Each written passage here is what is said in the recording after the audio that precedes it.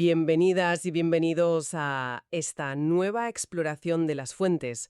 Hoy nos metemos con un nombre que usamos prácticamente todos los días, pero quizás sin conocer bien la historia detrás. Anders Celsius. Exacto. Tenemos delante extractos de su biografía de Wikipedia y la idea es ir un poco más allá del termómetro. Sí, descubrir al hombre, ¿no? Porque fue astrónomo, físico, matemático, venía de una familia científica sueca muy potente y además fue un viajero incansable en plena Ilustración. Una figura muy completa, desde luego. Mucho más que solo los grados. Y como aperitivo, que esto me llamó mucho la atención al prepararlo, la escala Celsius que él propuso estaba al revés. Ajá. El 0 era para hervir el agua y el 100 para congelarla. Justo al contrario. Es curioso, ¿verdad? Ya entraremos en eso. Pues sí, vamos a desgranar todo esto. Empecemos por el principio. Nació en Uppsala, Suecia. ¿Cuándo exactamente? El 27 de noviembre de 1701. Y su familia, como decías, no era de Uppsala originalmente. Venían de Ovanåker, en Hälsingland. Y lo del apellido Celsius también tiene su historia. Sí, es la típica latinización de la época. El nombre de la finca familiar era Hoyen, que significa algo así como montículo o colina. Y Celsus en latín significa alto o elevado, encaja. Exacto. Lo curioso, o más bien lo llamativo, es el linaje. Es que es increíble. Su padre, Nils Celsius, profesor de astronomía. Su tío, Olof Celsius, botánico. Y espera, que hay más. El abuelo paterno, Magnus Celsius, matemático. Y el abuelo materno, Anders Spol, también astrónomo. Madre mía. Es que la ciencia le venía por todas partes, casi predestinado. Incluso un tío poeta y actor, Johann Celsius, para darle un toque diferente. Bueno, pero el núcleo duro era científico. Crecer en ese ambiente, en Uppsala, que ya era un centro universitario importante, tuvo que ser determinante. Claro, no solo por la vocación, sino por la formación desde niño. Las fuentes dicen que se le daban muy bien las matemáticas desde pequeño. Normal con ese abuelo y ese padre. Probablemente las conversaciones en casa ya eran seminarios científicos. Totalmente. Y bueno, siguió el camino esperado. Estudió en la Universidad de Uppsala, donde daba clase su padre. Y no tardó en seguir sus pasos. En 1730, con solo 29 años, ya era profesor de astronomía allí. Joven, ¿eh? Muy joven para la época, sí. Y justo ese año, 1730, publica ya trabajos importantes. Uno sobre la distancia de la Tierra al Sol. El Nova Methodus Distantiam Solis a Terra Determinandi. Un tema central en la astronomía del momento, claro. Calcular bien la escala del sistema solar. Pero no se quedó solo mirando estrellas lejanas. También le interesaron fenómenos más, bueno, más cercanos, como las auroras boreales. Algo muy visible en Suecia, lógicamente. Y aquí es donde hace una contribución muy interesante. ¿Te refieres a la conexión con el campo magnético? Exacto. Trabajando con su asistente, Olof Hjorter, se dio cuenta de algo. Observaban las auroras y a la vez miraban una brújula. Ajá.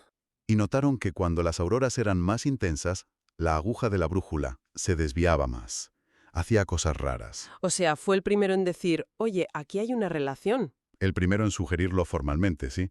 Hoy sabemos que son las partículas solares interactuando con la magnetosfera, pero en ese momento ligar esas luces en el cielo con el magnetismo terrestre fue una intuición genial. Y no fue una observación puntual, fue sistemático. Llegó a publicar una colección enorme de observaciones. Sí, en Nuremberg, en 1733. Recopiló 316 observaciones de auroras hechas por él y otros durante casi 20 años. Eso es trabajo metódico. Y poco después de obtener la cátedra, se lanza a viajar. Un gran viaje por Europa. El típico Grand Tour científico de la época, pero muy enfocado. Entre 1732 y 1735, más o menos. Estuvo en Alemania, Italia, Francia. Visitando observatorios importantes, ¿no? Para ver qué se cocía, qué instrumentos usaban. Claro, para aprender, para hacer contactos y para traerse ideas. Y en París se involucró en un debate científico fundamental. La forma de la Tierra, que no estaba tan claro si era una esfera perfecta o no. Exacto. Minton había propuesto que la Tierra debía estar achatada por los polos, por la rotación, como un esferoide oblato. Pero había mediciones en Francia que parecían decir lo contrario, que estaba alargada. ¿Un lío? Un lío importante. Así que la Academia Francesa de Ciencias decidió zanjarlo con dos expediciones muy ambiciosas. Una al Ecuador, a lo que hoy es Ecuador. Bueno, entonces era el Virreinato del Perú. Eso es. y la otra al norte, muy al norte, a Laponia, cerca del Círculo Polar Ártico. ¿Y cuál era la idea? Medir 1 grado de latitud. Exacto. Si Newton tenía razón y la Tierra está achatada, 1 grado de latitud medido cerca del polo tiene que ser ligeramente más largo que 1 grado medido cerca del ecuador. Entiendo. Y Celsius defendió en París la idea de hacer esa medición en Laponia. Sí, y por sus conocimientos y su entusiasmo, le invitaron a unirse a la expedición que iba para allá en 1736. La lideraba el matemático francés Pierre-Louis Maupertuis. Menuda aventura. Irse a Laponia en el siglo XVIII a hacer mediciones geodésicas de precisión. Debió ser durísimo. Durísimo. El frío, la logística. Pero bueno, la ciencia a veces requiere sacrificios. ¿Y los resultados? Confirmaron la teoría de Newton. El grado medido en Laponia era más largo, la Tierra estaba achatada. Fue un espaldarazo enorme para la física newtoniana. Y para Celsius también, imagino. Volver a Suecia habiendo participado en algo tan relevante. Le dio un prestigio internacional y nacional tremendo. Publicó sus observaciones de la expedición en 1738. Y ese prestigio fue, digamos, la palanca que necesitaba. ¿Para qué? Para el observatorio. Exactamente. Llevaba tiempo queriendo que Uppsala tuviera un observatorio moderno, bien equipado, y gracias a la fama ganada en Laponia consiguió el apoyo y los fondos necesarios. Así que fundó el Observatorio Astronómico de Uppsala en 1741. Él fue el impulsor y fundador, sí, y no se conformó con cualquier cosa. Claro, aprovechó lo que había visto en su viaje por Europa y los contactos que hizo. Compró instrumentos de última generación. Puso a Uppsala en el mapa astronómico europeo. Y no solo lo fundó, sino que lo usó. Siguió haciendo observaciones. Por supuesto. Él era astrónomo. Observó eclipses, planetas, estrellas, y hay un trabajo suyo muy interesante sobre el brillo de las estrellas. Las magnitudes. Sí. Publicó un catálogo con las magnitudes de unas 300 estrellas. Lo importante es que usó un sistema propio para medirlas. Un método fotométrico, vamos.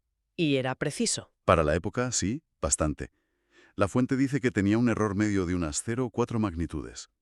Eso permitía comparar el brillo de las estrellas de forma más fiable, que es fundamental en astronomía. Muy bien, hemos visto al Celsius astrónomo, geofísico con las auroras, viajero de expedición, y ahora llegamos a lo que todo el mundo asocia con él. El termómetro. El año clave es 1742. Presenta una memoria, un trabajo a la Real Sociedad de Ciencias de Uppsala, de la que, por cierto, fue secretario un montón de años, desde 1725 hasta que murió. Un pilar de esa sociedad científica, sí. Bueno, pues en esa memoria propone su escala de temperatura. Centígrada, es decir, con 100 grados entre dos puntos fijos. Eso es. Los puntos fijos eran los del agua, claro, el punto de congelación y el punto de ebullición. Muy práctico. Pero aquí viene la sorpresa. ¿Su escala original? Estaba al revés. Para él, el 0 era el punto de ebullición del agua. 0 grados cuando hierve. Exacto. Y el 100 era el punto de congelación. 100 grados cuando se hace hielo. Qué poco intuitivo nos parece ahora, ¿verdad? Totalmente. Pero bueno, él lo definió así. Quizás pensó que era más lógico empezar desde el punto más caliente observable fácilmente. No lo sabemos seguro. ¿Y entonces quién le dio la vuelta? Porque nosotros usamos 0 para congelar y 100 para hervir. Pues parece que fue Carl Linneo, el famoso botánico sueco, contemporáneo suyo. ¿Linneo? ¿El de la clasificación de las especies? ¿Él mismo? Parece que en 1745, un año después de que muriera Celsius, Linneo, o quizás alguien de su entorno, sugirió invertir la escala. ¿Por qué? Probablemente por pura practicidad. Para trabajar en botánica, en meteorología, era más natural que los números aumentaran con el calor, que 20 grados fuera más caliente que 10, no al revés. Tiene sentido, la verdad. Es más lógico para el día a día. Sí. Y esa versión invertida, la de Linneo, fue la que se acabó popularizando. Pero curiosamente mantuvo el nombre de Celsius. O sea, que usamos la escala Linneo, pero la llamamos escala Celsius. Vaya lío. Un pequeño giro de la historia de la ciencia. Celsius puso los fundamentos, escala centígrada, puntos fijos del agua. Linneo, o su círculo, le dio la vuelta por conveniencia. Fascinante. Y bueno, además de esto, hizo más cosas en sus últimos años. Sí, no paró. Siguió con trabajos de geodesia, mediciones geográficas, para el mapa general de Suecia. Y otra observación muy interesante, sobre el nivel del mar. Ah, sí. Se dio cuenta de que en Escandinavia el nivel del mar parecía estar bajando. O mejor dicho, que la Tierra estaba subiendo, ¿Cómo lo notó? viendo marcas antiguas en las rocas de la costa que indicaban que el agua había llegado más alto en el pasado. ¡Qué observador! Hoy sabemos que es el ajuste isostático, ¿no? La Tierra subiendo después de quitarle el peso del hielo de la glaciación. Exacto, el rebote posglacial. Él no acertó con la explicación, eso sí. ¿Qué pensó él? Creyó que era el agua la que se estaba evaporando, que el nivel del mar bajaba globalmente. Pero bueno, la observación del fenómeno en sí. Chapo, muy agudo. Y además de investigar, también tuvo un papel importante en organizar la ciencia en Suecia. Muchísimo. Ya hemos dicho que fue secretario de la Real Sociedad de Ciencias de Uppsala durante casi 20 años. Eso es mucho trabajo de gestión, de mantener la sociedad activa. Y también estuvo en la creación de la otra gran academia sueca. La Real Academia Sueca de Ciencias, en Estocolmo, se fundó en 1739, con Linneo y otros 5 como promotores principales. Y Celsius se unió enseguida. Fue elegido miembro en la primera reunión. Y fíjate qué detalle. Fue Celsius quien propuso el nombre para la nueva academia. Anda. O sea que no solo era un científico de laboratorio o de observatorio, sino también un constructor de instituciones, digamos. Totalmente. Entendía la importancia de tener sociedades fuertes, comunicación entre científicos, infraestructuras como el observatorio. Fue clave para modernizar la ciencia sueca. Una pena que todo esto se cortara tan pronto. Murió muy joven. Sí, una verdadera lástima. Murió de tuberculosis en Uppsala el 25 de abril de 1744. Tenía solo 42 años. 42 años. Plena madurez intelectual. ¿Quién sabe qué más podría haber hecho? Desde luego. Está enterrado en la iglesia de Gamla Uppsala, la Uppsala Vieja, junto a su abuelo, Magnus. Un final que lo conecta de nuevo con sus raíces familiares y académicas. Bueno, repasando todo lo que hemos comentado, queda claro que Anders Celsius fue mucho más que el tipo del termómetro. Muchísimo más. Y además, ni siquiera usamos el termómetro exactamente como él lo propuso. Exacto. Pero su legado, Es enorme. Astrónomo meticuloso, pionero en la física terrestre con lo de las auroras y el magnetismo, participante clave en una expedición que cambió nuestra comprensión del planeta, la de Laponia, fundador de un observatorio de referencia. observador agudo de fenómenos geológicos como el levantamiento de Escandinavia. Y un motor de las instituciones científicas en Suecia. Su nombre perdura. Y con razón, no solo en la temperatura, sino como unidad del sistema internacional. Así que, en resumen, hemos visto un Celsius polifacético, nacido en una cuna científica privilegiada, sí, pero con un mérito propio innegable. Supo aprovechar ese entorno para hacer contribuciones originales y muy importantes en campos variados. Y nos deja esa historia curiosa de la escala de temperatura como, bueno, como anécdota final. Queda una reflexión quizá, esa capacidad que tenía Celsius para conectar cosas. Las estrellas, el magnetismo, la forma de la Tierra, el nivel del mar, la temperatura.